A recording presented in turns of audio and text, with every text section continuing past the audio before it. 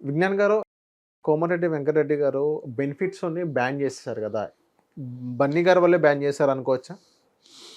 ఒక ఇన్సిడెంట్ అయితే దానివల్ల ప్రాణ నష్టం, జంతు నష్టం, ఆస్తి నష్టం లాంటివి ఏమైనా జరిగితే ఇలాంటి వాటి వల్ల ఇలాంటివి జరుగుతాయి కాబట్టి ప్రజెంట్ అట్లాంటివి జరగకుండా చూడాలంటే గవర్నమెంట్ ఫస్ట్ తీసుకునే డెసిషన్ బ్యాన్ ఇట్ అంతే. ఇప్పుడు ఫర్ మంచి ఎగ్జాంపుల్ చెప్తా. హోర్డింగ్స్ వల్ల మనకి ఎంత ఆదాయం చెప్పనా హైదరాబాద్లో హోర్డింగ్స్ అంతేందుకు నేనే పర్సనల్ ఎక్స్పీరియన్స్ చెప్తా. నేను ఒక ఎగ్జిబిషన్ చేసినప్పుడు ఇక్కడ సైబర్ సిటీ కన్వెన్షన్స్లో ఒక ఎగ్జిబిషన్ చేశాయి అప్పుడు 2016 హెయిర్ అండ్ బ్యూటీ ఎక్స్పో. ఆ పంజాగుట్ట టర్నింగ్లో టైమ్ స్క్వేర్ బిల్డింగ్ పైన ఒక హోర్డింగ్ ఉంటుంది, మనం శ్మశానానికి టర్న్ అయ్యేది అటువైపు నుంచి బంజారాహిల్స్ నుంచి పంజాగుట్టకు టర్న్ అయ్యే దగ్గర ఆ పైన ఉంటుంది పెద్ద హోర్డింగ్. అక్కడ 15 రోజులు వేసుకోవాలంటే అప్పట్లోనే 3 లక్షలు. మరి ఇప్పుడు ఎంత ఉందో నాకు తెలియదు. 15 రోజులకే 3 లక్షలు. ఖైరతాబాద్లో కూడా ఒక హోర్డింగ్ వేయాలంటే చాలా రేట్లు. సినిమా వాళ్ళకి కొంచెం కన్సెషన్ ఉంటుందిలే, వాళ్ళని చూస్తారు అంటే తక్కువకి ఇస్తారు. కానీ మిగతా ఏ ప్రోడక్ట్కి అయినా సరే హోర్డింగ్స్ చాలా రేట్లు ఎక్కువ. అయితే ఏమైంది, రేట్లు ఎక్కువ కదా అని చెప్పేసి ఇది బాగుంది బిజినెస్ అని బిల్డింగ్ కట్టుకున్న ప్రతి ఒక్కడు ఏం చేస్తున్నాడంటే పైన ఈ ఎంత మహా అయితే 10,000 పెట్టి చేయించవచ్చు ఆ ఫ్రేములు చేయించి బిల్డింగ్ల పైన తగిలేస్తున్నారు. ప్రతి అపార్ట్మెంట్ మీద ఒకటి ఉంటుంది, దానికి లైట్లు. అటు ఇటు వెళ్ళినప్పుడు ఇట్లా చూస్తే పైన ఏదో హోర్డింగ్స్ ఉంటాయి. వాళ్ళకి ఆదాయం బాగా ₹1,00,000 ఖర్చు పెడితే అయిపోయింది. శుభ్రంగా మంచి ఆదాయం అని అందరూ పెట్టుకుంటే ఇప్పుడు దీంట్లో మళ్ళీ అంటే క్వాలిటీలు కూడా బాగుండాలి కదా. ఒక అప్పట్లో వర్షాలు గాలులు ఈదురుగాలు వచ్చినప్పుడు హోర్డింగ్లు పడి చాలామంది ప్రాణాలు పోయాయి. ఓహో ఇట్లాంటి వాటి వల్ల ఈ నష్టం జరుగుతుందని తెలిసి బ్యాన్ చేసేసారు హోర్డింగ్స్. అంటే దానివల్ల ప్రభుత్వానికి ఎంత నష్టమో తెలుసా ఇన్నేళ్లలో. ఇప్పటి వరకు అది అవ్వాల. అందుకే రోడ్ల మీద గుండ్రాలు పెడుతున్నారు, రౌండ్లు జెండాలు వేసి. అవి అయితే డొల్లుకుంటూ అటో ఇటో పోతే ఎవడి మీద పడవు కదా అలా. సో అందుకని చెప్పేసి ఆదాయం వచ్చిన మార్గాన్ని కూడా వద్దు అనే డెసిషన్ ప్రభుత్వం ఎందుకు తీసుకుంటుందంటే ప్రాణ నష్టాలు ఆస్తి నష్టాలు ఉంటాయని. ఇప్పుడు బెనిఫిట్ షోలు వేసుకున్నా ఇంకో షోలు వేసుకున్నా ఏ థియేటర్ నుంచైనా ప్రభుత్వానికి ఆదాయం వెళ్తుంది. 18% ఎంటర్టైన్మెంట్ ట్యాక్స్ కట్టాలి. ఇంకా మల్టీప్లెక్స్లకు అయితే ఇంకొంచెం అదనంగా కట్టాలి. ఇప్పుడు నీకు 100 కోట్లు వచ్చాయంటే 18 కోట్లు ప్రభుత్వానివే. అవును. మరి ఆదాయ మార్గాన్ని వదులుకుంది అంటే అక్కడ ప్రాణ నష్టం, ఆస్తి నష్టం, జంతు నష్టం, ఇంకేదైనా నష్టం జరిగితే. ఇప్పుడు అక్కడ ఏం జరిగింది, ఒక బెనిఫిట్ షో వేయడం వల్ల అందరు ఫ్యాన్స్ వెళ్ళడం వల్ల ఒక మనిషి ప్రాణం పోయింది. బెనిఫిట్ షో వల్లే కదా ప్రాణం పోయింది. ఈ షో లేకపోతే రెగ్యులర్గా సినిమాలు ఆడుతున్నాయి పోతున్నాయి. అక్కడ బెనిఫిట్ షో వల్ల ఇంకోటి బెనిఫిట్ షో వల్ల ప్రాణ నష్టం జరగలేదు. అక్కడ అల్లు అర్జున్ రావడం వల్ల అక్కడ తొక్కిసటలు అయ్యి ప్రాణ నష్టం వస్తున్నా అక్కడికే వస్తున్నా. సో బెనిఫిట్ షో వల్లే ప్రాణ నష్టం జరిగింది. ఇంతకుముందు కూడా సినిమాలు రిలీజ్ అయ్యాయి, చాలామంది హీరోలు థియేటర్ల దగ్గరకు వచ్చి సినిమాలు చూసిన దాఖలాలు ఉన్నాయి. హీరోనే కాకుండా యూనిట్ సభ్యులందరూ కూడా వచ్చి థియేటర్లో చేతులు కూడా హాయ్ అనుకుంటూ వెళ్ళారు. అప్పుడు జరిగింది, ఇప్పుడే ఎందుకు జరిగింది అంటే సంథింగ్ వాజ్ హ్యాపెన్. ఇప్పుడు దీని గురించి నిర్ణయం ఏంటిది చర్చించుకునే ముందు ఫస్ట్ బ్యాన్ దట్ అని ఒక నిర్ణయం తీసేసుకుంది ప్రభుత్వం. ఇప్పుడు అక్కడ ఏం జరిగింది, యాక్చువల్గా ఒక కుటుంబము పిల్లలకి అల్లు అర్జున్ అంటే ఇష్టం కాబట్టి అక్కడికి వెళ్ళాలనుకుంది. వీళ్ళు ఏం చేశారు, మొబైల్ యాప్లో చూస్తే ఒక 1200 సీట్లు ఉంటే 4 టికెట్లు వీళ్ళు బుక్ చేసుకున్నారు. వీళ్ళు ఏమనుకున్నారు, రవీంద్ర భారతి లాగా మేము ఇలా కూర్చుంటాం, మా సీట్ మాకు ఉంది కదా, ఇది మాది, కొనేసుకున్నాం ఆల్రెడీ, నా సీట్లో నేను కూర్చొని ఇలా ఉంటే కాసేపటికి అల్లు అర్జున్ అక్కడికి వచ్చి టిట్ అంటాడు, నా కొడుకు ఇదిగో అల్లు అర్జున్ అని చూపించాలి అని ప్లాన్ చేసుకొని వచ్చారు. అంటే అక్కడ ఆ 1200 మంది వస్తారన్న భ్రమలోనే వీళ్ళు ఉన్నారు. కానీ ఆ హీరో వస్తే అతని వెనకాల 12,000 మంది 12 లక్షల మంది కూడా వస్తారు అనే విషయం పాపం ఈ కుటుంబానికి తెలియదు వీళ్ళు ప్లాన్ చేసుకునే ముందు. అండ్ అక్కడ అంత విధ్వంసం జరుగుద్దని కూడా వాళ్ళు కూడా ఊహించలా. బేసికలీ ఆయనకు అంత ఫాలోయింగ్ ఉందని ఆల్రెడీ పోలీస్ వాళ్ళకు కూడా ముందే ఇన్ఫార్మ్ చేసుకున్నారు. వాళ్ళు కూడా బోల్డంతమంది వచ్చి మ్యాక్సిమం ట్రై చేశారు. అండ్ అల్లు అర్జున్ వెంట కూడా పర్సనల్ సిబ్బంది కూడా బోల్డంత వచ్చింది, వాళ్ళు కూడా మ్యాక్సిమం ప్రొటెక్ట్ చేయడానికి ట్రై చేశారు. అల్లు అర్జున్ ఫ్యాన్స్ కూడా చాలామంది వాలంటీర్లుగా తయారయ్యి ఆ సిచ్యువేషన్ అర్థం చేసుకొని చేయడానికి ట్రై చేశారు. అయినప్పటికీ కూడా తోపులాటలో ఒక మనిషి ప్రాణం పోయింది. ఇక్కడ దానికి అల్లు అర్జున్ కూడా స్పందించాడు. నిన్న 25 లక్షలు ఇస్తున్నామని చెప్పేసి ఇలా జరిగింది. వీళ్ళు ఏమనుకోవాలి. సో ఈ సిచ్యువేషన్ని ప్రభుత్వం సీరియస్గా తీసుకొని ఇంతమంది ఉన్నా కూడా ఆపలేకపోయామే, ఒక ప్రాణాన్ని కాపాడలేకపోయామే అని ఆ నిర్ణయం తీసుకుంది. అంతే, అంతకుమించి ఇంకేం లేదు. అంతే తప్పితే దానికి కారణం ప్రత్యక్షంగా పరోక్షంగా అల్లు అర్జున్ కాదు, సంధ్య థియేటర్ కాదు, ఎవరూ కాదు.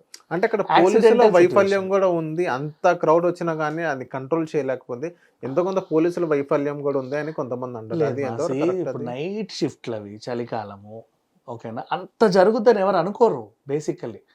మహా అయితే ఆర్టీసీ క్రాస్లో సినిమా సందడి ఉంటుందని తెలుసు, కానీ ప్రాణాలు పోయే రేంజ్లో ఉంటాయని ఎప్పుడు అనుకోలే.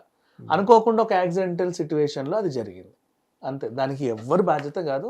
అఫ్ కోర్స్ అయినప్పటికీ వాళ్ళు స్పందించారు, సంతోషం. విజ్ఞాన్ గారు, ఇదే పుష్ప మూవీ గురించి మనం మాట్లాడుకుంటే ముంబైలో గెలాక్సీ థియేటర్లో ఎందుకు పెప్పర్ స్ప్రే చేశారు అక్కడ? ఉంటారు కదా ఆకతాయిలు ఇలాంటి వాళ్ళు. అంటే ముంబైలో ఇప్పుడు మనం ఆంధ్ర తెలంగాణలో బన్నీ గారు ఎవరైతే అపోజిట్ ఏదైతే ఒక ఫ్యామిలీ వాళ్ళు ఉన్నారో అలా ఆకతాయిలు చేశారో అని అనుకోవచ్చు. కానీ ముంబైలో ఎందుకు నేషనల్ అవార్డు వచ్చిందనేనా? దీని ఎగ్జాంపుల్ కూడా మళ్ళీ చెప్తా. అమెరికాలో సైకోలు కాల్పులు జరిపి తెలుగు వాళ్ళని చాలా మందిని చంపేశారు, అవును. ఊరికే పిస్తోళ్ళు పేల్చేసి. సైకోలు వాళ్ళు. అట్లా ఇప్పుడు ఇండియాలోనే ఉండాలని లేదుగా, అమెరికాలో కూడా జరిగిందిగా. సో తెలుగులోనే జరగాలని లేదు. ముంబైలో కూడా ఒక సైకో గాడు ఏం చేశాడంటే పేపర్ స్ప్రే తెచ్చాడు. వీడు ఏం చేశాడు, మనుషులకు గొట్ల ఆ ఏసీ కొట్టాడు. ఉమ్, ఇక్కడ ఉంటాయి ఫ్రేమ్స్, సెంట్రల్ ఏసీ ఫ్రేమ్ కొట్టాడు. కొట్టడం వల్ల ఏమైంది, ఆ హాల్ అంతా కాసేపు అందరికి దగ్గులు, సఫోకేషన్, కళ్ళమంట, ఏం చేయాలో అర్థం కాక గోల చేస్తుంటే షోని ఒక పావు గంట సేపు ఆపారు. షో పావు గంట ఆపారు అంటే పావు గంట పొడిగింపబడింది. ఇప్పుడు నెక్స్ట్ షోకి కూడా 11కి టికెట్ కొనుక్కున్నాడు, 11:15కి చూస్తాడు. ఉమ్. ఆ తర్వాత కూడా 3కి కొన్నాడు, 3:15 చూస్తాడు. ఆ రోజంతా ఎఫెక్ట్ పడుతుంది. చేసినాడు ఆకతాయి పని చేశాడు. ఇప్పుడు దానివల్ల నష్టం చెప్తా విను. నాట్ ఓన్లీ అక్కడ పుష్పే ఆడాలి అవసరంలా, ఏ సినిమా ఆడినా ఆస్తమా పేషెంట్లు ఉంటారు, ప్రాణాలు పోతాయి అప్పటికప్పుడు. ఆ కళ్ళు ఆపరేషన్లు చేసుకున్న వాళ్ళు ఉంటారు, కళ్ళు పోతాయి బేసికల్లీ. జలుబు చేసిన వాళ్ళు దగ్గు ఉంటుంది. మిగతా వాళ్ళకి కూడా ప్రెగ్నెంట్ లేడీస్ ఉంటారు, వాళ్ళకి ఇబ్బంది. ఇట్లాంటివన్నీ జరుగుతాయి బేసికల్. అయితే మనుషుల్ని ఇబ్బంది పెట్టడానికి ఎవడో ఆకతాయి చేసిన చర్య ఇది. ఇక్కడ ఏంటిది, మెగా ఫ్యాన్స్ కి కానీ బన్నీ ఫ్యాన్స్ కానీ ఇంకెవరిని కానీ అంటే అంటే థియేటర్ మీద కోపం కూడా అనుకోవచ్చుగా. ఆ గెలాక్సీ ఆ టైంలో అక్కడ పుష్ప ప్రదర్శించింది అంతే, అంతమించి ఇంకేం లేదు. ఎవడో ఆకతాయి చేసినటువంటి పని అది. విజ్ఞాన్ గారు, ఇంకోటి ఏంటంటే ఇప్పుడు బన్నీ గారు ఇప్పుడు ప్రొడ్యూసర్స్ కి తిరిగి 100 కోట్ల వెనక్కి ఇస్తున్నారన్న ఒక టాక్ వినిపిస్తుందా? అది నిజమేనా లేకపోతే రూమర్ అంటారు? అది 1 సెకండ్, రిలీజ్ ఎప్పుడైంది? ఒక 2 days 5th రిలీజ్. మొన్న బెనిఫిట్ షో. ఈ రోజు కూర్చున్నాం, రేపు కూర్చుంటున్నాం. ఇంకా వీకెండ్ కూడా అవ్వాలి. ఇవాళ సాటర్డే, రేపు సండే. వీకెండ్ కూడా అవ్వకుండా, కలెక్షన్స్ మీద అంచనా రాకుండా, ఎక్కడ డిస్ట్రిబ్యూటర్ గొడవ చేస్తాడు, ఎక్కడ ఎగ్జిబిటర్ గొడవ చేస్తాడు, ఎక్కడ ప్రొడ్యూసర్ లబోదిబోం అంటాడు, ఎక్కడ బన్నీ డబ్బులు వెనక్కి ఇస్తాడు. అంటే రూమర్స్ వస్తున్నాయి కదా. ఇది ఒక రూమర్ అంతే. ఇప్పుడు నీకు లైగర్ టైంలో చూసావు, డిస్ట్రిబ్యూటర్స్ అందరూ గోల్ చేశారు. ఆచార్య టైంలో చూసావు, డిస్ట్రిబ్యూటర్స్ గోల్ చేశారు. బోలాశంకర్ టైంలో చూసావు, డిస్ట్రిబ్యూటర్లే గోల్ చేశారు అని. ఇప్పుడు ఇక్కడ మనం చూడలేక ఏ ఎగ్జిబిటర్ అయినా ఏ డిస్ట్రిబ్యూటర్ బయటకు వచ్చి గొడవ చేశాడా? ఇది ఒక రూమర్. అల్లు అర్జున్ 100 కోట్లు వెనక్కి ఇచ్చేస్తాడు, 100 కోట్లు వెనక్కి ఇచ్చేస్తాడు. అంటే దాని అర్థం ఏంటి? మొన్న ఫోర్బ్స్ పత్రికలో 300 CR రెమ్యునరేషన్ తీసుకున్న ఫస్ట్ పర్సన్ అల్లు అర్జున్ అని రాశారు కదా. ఇప్పుడు 100 కోట్లు వెనక్కి ఇచ్చాడు అంటే అటు పొజిషన్ 10కి పడిపోవాలి. ఓకే. దాన్ని టార్గెట్ చేసి వీళ్ళు చేసినటువంటి చర్య, అంతమించి ఇంకేం లేదు. ప్రొడ్యూసర్స్ బాగానే ఉన్నారు. ఇంకోటి చెప్పనా, పుష్ప ఫ్లాపు నష్టం అంటున్నాం. ప్రీ బిజినెస్ 1065 CR అయింది. పుష్ప రిలీజ్కి ముందే హిట్ కదా. 1065 కోట్లు పెట్టయితే నిర్మాత తీలేగా లేదు. మరి రిలీజ్ కి ముందే హిట్ కదా. రిలీజ్ కి ముందే హిట్ అయిన సినిమాని రిలీజ్ తర్వాత ఫ్లాప్ అని ఎలా అంటారు? అంటే విజ్ఞాన్ గారు, మీ అంచనా ప్రకారం పుష్ప ఎన్ని కోట్ల కలెక్షన్ అవ్వబోతుందని మీరు భావిస్తున్నారు? 2000 కోట్ల మార్క్ ఈజీగా దాటుతుంది. నేను రిలీజ్ కి ముందు అదే చెప్తున్నా, ఇప్పుడు అదే చెప్తున్నా. 2000 కోట్లు ఈజీగా. నువ్వు ఓన్లీ తెలుగు చూస్తున్నావు. ఇప్పుడు బీహార్లో మొన్న 7.5 లక్షల మంది వచ్చారు ఆ ఈవెంట్కి. కనీసం 10 లక్షల మంది అన్న సినిమా చూస్తారుగా. మరి ముంబైలో మిగతా అన్ని లాంగ్వేజెస్ లో హిట్. కేరళలో ఇంకా హౌస్ఫుల్ అన్ని. కేరళ ఫ్యాన్స్ ఎక్కువ దొరకట్లా. అండ్ ఇంకోటి, బన్నీ పుష్ప 2 సినిమాలో ఇక్కడ గుట్కా పెట్టుకొని చేశాడు. అది అనకూడదు కానీ నార్త్ వాళ్ళు వీళ్ళందరూ కూడా బాగా ఎక్కబడి చూస్తున్నారు. వాళ్ళకి ఇష్టం కదా అది. మనం ట్రైన్లలో చూస్తాం, రాజస్థాన్ అంటున్నా, ఎక్కడి నుంచో వస్తారు వీళ్ళు, ఇంత ఇట్లా రెడ్ పళ్ళు వేసుకొని వస్తారు చూడు. వాళ్ళందరూ బాగా చూస్తున్నారు. అండ్ నార్త్లో ఆ కాస్ట్యూమ్స్ అన్ని బాగా నచ్చాయి. అండ్ న్యాచురాలిటీ కేరళ వాళ్ళకి బాగా కనెక్ట్ అయింది. చూస్తున్నారమ్మా, నువ్వు తెలుగు గురించే మనం ఇంత డిస్కస్ చేస్తున్నాం. వరల్డ్ వైడ్ గా పుష్ప పెద్ద హిట్. ఓకే, అది విజ్ఞాన్ గారు. ఇప్పుడు పుష్ప పార్ట్ 3 అని మనం వింటాం, ఇది ఒక ఫ్రాంచైజ్ లో వెళ్ళిద్దాం అనుకుంటున్నాం. ఇప్పుడు మా క్వశ్చన్ ఏంటంటే, బన్నీ గారు నెక్స్ట్ పుష్ప 3 చేస్తారా, లేకపోతే బ్రేక్ ఇచ్చి వేరే మూవీస్ వేసి మళ్ళీ ఏదైనా పుష్ప 3 చేసే అవకాశాలు ఉన్నాయంటారా? నెక్స్ట్ అల్లు అర్జున్ ఇంకా సినిమాలు చేస్తాడు, మిగతా సినిమా director- చేస్తారు అంటే పుష్ప 3 కంటిన్యూ చేస్తారా, లేకపోతే కొంచెం బ్రేక్ ఇచ్చి వేరే సినిమాకి చేసి పుష్ప 3 చేస్తారు? ఇది ఒక ఫ్రాంచైజ్ కదా, నడుస్తానే ఉంటుంది కదా. ఇప్పుడు ఇక్కడ చెప్తా, మనకి ఈ సినిమా రిలీజ్ ముందు లాస్ట్ ఇయర్ పుష్ప అడవుల్లోకి పారిపోయాడు, పులి వచ్చింది, వెనక్కి వెళ్ళాడు, ఊరోళ్ళందరూ గొడవ చేశారు, పుష్ప జైలు నుంచి తప్పించుకున్నాడు, ఓ షార్ట్ ఫిలిం చూసావు కదా, అదంతా ఇందులో లేదు. మరి అదంతా ఏమైపోయింది? ఏమైంది? అండ్ నెక్స్ట్ ఫస్ట్ స్టార్టింగ్లో జపనీస్ ట్రాక్ వచ్చింది, అవును. ఆ హాఫ్ నోటు పుష్పని మోసం చేశాడు ఎవడో. పుష్పకు అప్పటిదాకా పార్ట్ 2లో తగ్గేదే పుష్ప ఒకసారి తగ్గాల్సి వచ్చింది, సారీ చెప్పడం.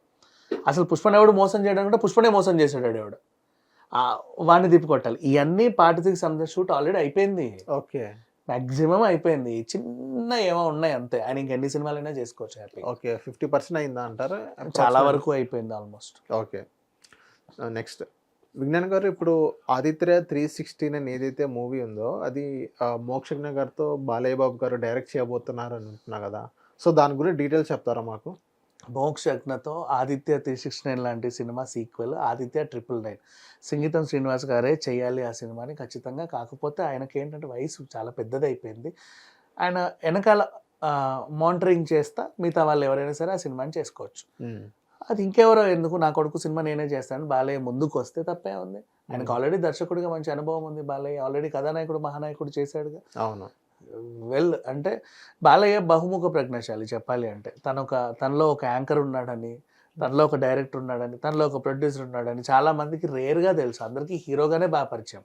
అవును. తనలో ఒక సామాజికవేత్త ఉన్నాడని ఇంకా చాలా తక్కువ మందికి తెలుసు. బసవతారకం ఆయనే చూసుకుంటాడని. ప్రపంచం మొత్తంలోనే ది బెస్ట్ హాస్పిటల్ అది క్యాన్సర్ ప్లే. అప్పుడప్పుడు ర్యాంక్ 1 అప్పుడప్పుడు ర్యాంక్ 2 ఉంటుంది అంతే, ఆ 2 ర్యాంకులే, ఇంకా అంత నుంచి దిగదు. సో ఇలా అండ్ చాలా తక్కువ మందికి అంటే కేవలం తెలుగు ప్రజలకే తెలుసు, బయట వాళ్ళకి తెలీదు ఆయన ఒక మంచి పొలిటీషియన్, సీనియర్ పొలిటీషియన్ అని. ఇప్పుడు హ్యాట్రిక్ ఎమ్మెల్యే.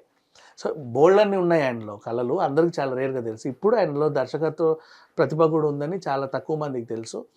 సో తన కొడుకుతో తీయాల్సిన సినిమా తనే తీద్దాం అనుకున్నాడని ఒక వార్త అయితే వైరల్ అవుతుంది. బట్ అది నిజంగా జరిగితే కనుక సూపర్ హిట్టే. కాకపోతే ఆయన కొడుకుతో ఫస్ట్ సినిమా మొన్న ఏదో గ్లిమ్స్ రిలీజ్ చేశారు, అది అయిన తర్వాత ఇది ఉంటుందా, దాని తర్వాత ఇంకోటి ఏమైనా ఉంటుందా అనేది మనం వెయిట్ చేసి చూడాలి. సో అది ఫస్ట్ మూవీ ఎప్పుడు రిలీజ్ అయ్యే అవకాశాలు ఉన్నాయి? 2025లో వచ్చేస్తుంది. 25లో వచ్చేస్తుందా? ఓకే, థ్యాంక్ యూ విజ్ఞాన్ గారు.